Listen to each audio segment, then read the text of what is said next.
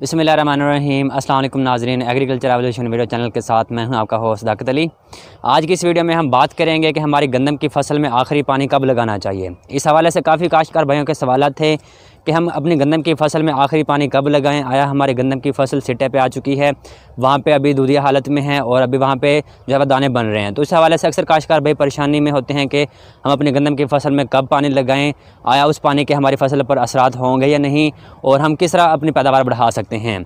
तो आप पीछे देख सकते हैं कि जो हमारी गंदम की फसल है अभी सीटा बना रही है, वहाँ पे अभी सीटा निकल चुके हैं। तो यहाँ पे हमने एक सीटा निकाला, तो यहाँ पे आप दिखा सकते हैं कि अभी यहाँ पे अभी पोलन्स हैं, यानी अभी हमारी गंदम की फसल अभी दाने बनाने के मराहिल में है, यानी वहाँ पे अभी दाना नहीं बना।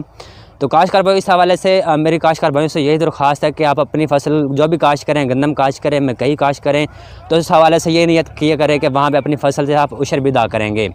तो अगर आप उशर का इरादा करते हैं, नियत रखते हैं, तो इंशाल्लाह वहाँ पर आपकी गंदम की फसल पर दूसरी फसलों पर जो भी मसाइल होंगे, मुश्किलात होंगी या जो भी बलाएँ होंगी वो टल जाएंगी और इंशाल्लाह आपकी फसल में बरकत डल जाएगी और इंशाल्लाह अल्टीमेटली वहाँ पे आपकी गंदम की फसल से अच्छी पैदावार भी मिली जाएगी। तो अब बात कर लेते हैं कि जो इस हवाले से हमारा ज़राई महकमा कहता है कि अपनी गंदम की फसल में आखिरी पानी कब लगा सकते हैं। तो इस हवाले से हमारे ज़राई माहिरीन की ये सिफारिशात होती हैं कि जब आपकी गंदम की फसल 120 दिन की होती है तो वहाँ पे आप आखिरी पानी लगा लें, या फिर इस हवाले से महकमा ज़राअत की ये सिफारिशात होती हैं कि आप 25 मार्च तक या 25 मार्च से पहले अपनी गंदम की फसल में आखिरी पानी लगा लें। लेकिन इस हवाले से ये कोई थंब रूल या कोई हार्ड एंड फास्ट रूल नहीं होता। इस हवाले से हमने चंद चीज़ों को मद्देनज़र रखना होता है। तो काश्तकार भाइयों, उस चंद पॉइंट की तरफ बढ़ने से पहले आप सबसे यही दरख्वास्त है कि अगर आपने हमारा चैनल अभी तक सब्सक्राइब नहीं किया, हमारे चैनल को सब्सक्राइब कर लें ताकि फसलों के मतलब और इस तरह की मज़ीद मालूमात बर वक्त आप तक पहुँच रहे हैं।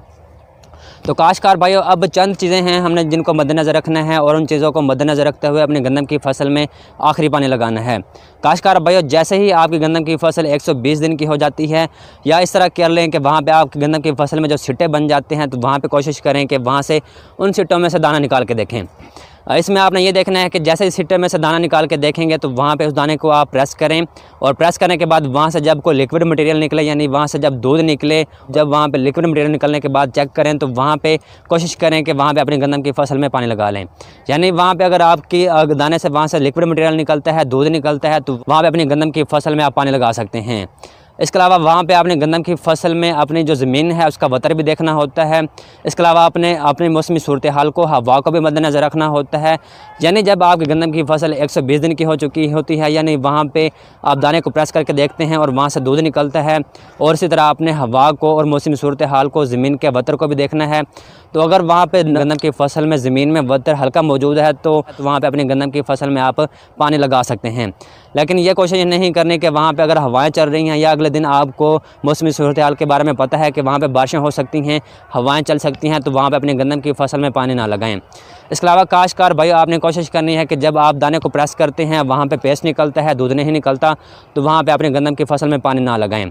तो काश्तकार भाई, जैसे कि अब यहाँ पे गंदम की फसल में यहाँ पे आपको दिखा देते हैं कि यहाँ पे अभी जो है वो वहाँ पे वतर मौजूद नहीं है, वहाँ पे हमारी जो ज़मीन है वो खुश्क है।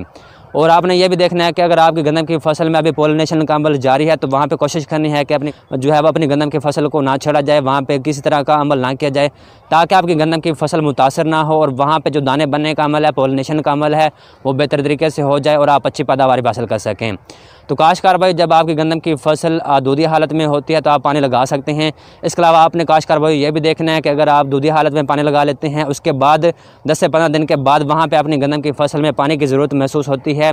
तो आपने तब भी यही कोशिश करनी है कि अपनी ज़मीन का वतर देखना है और उसके बाद वहाँ पे अपने दूधिया हालत भी देखनी है और वहाँ पे दाने को प्रेस करके देखना है, और वहाँ से अगर लिक्विड मटेरियल यानी दूध निकलता है तो वहाँ पे आप पानी लगा सकते हैं, और 120 दिन की फसल पर भी आप पानी लगा सकते हैं। लेकिन आपने कोशिश करनी है कि इस मरले पर आप पानी लाजमी लगा लें। अगर आप पानी नहीं लगाएंगे तो वहाँ पे आपकी पैदावार में कमी आ सकती है, या आप लेट पानी लगाएंगे तो तब भी आपकी पैदावार में मुतासर हो सकती है।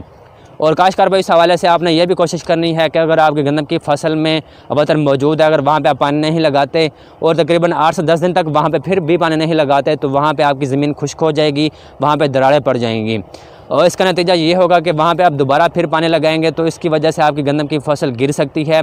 और वहाँ पे गिरने की वजह से आपकी पैदावार मुतासर हो सकती है। इसके अलावा काश्तकार भाई, अगर आप अपनी गंदम की फसल में दूधिया हालत पर पानी नहीं लगाते तो तब भी आपकी पैदावार में कमी आ सकती है, हमें खातर का पैदावार नहीं मिलेगी। तो सिफारिश आज यही दी जाती हैं कि अपनी गंदम की फसल में सबसे पहले आप अपनी गंदम का मुआयना करें, ज़मीन का वतर देखें, इसके अलावा वहाँ पर मौसमी सूरत हाल और हवाओं को देखें और उसके बाद फसल की ज़रूरत के मुताबिक वहाँ पर पानी लगा सकते हैं। तो इंशाल्लाह अगर आप इन चंद चीज़ों को मद्देनज़र रखेंगे और इन चीज़ों को मद्देनज़र रखते हुए वहाँ पे इस तरह अमल करेंगे तो इंशाल्लाह आप गंदम की पैदावार अच्छी हासिल कर सकेंगे और मुनाफा भी कमा सकेंगे।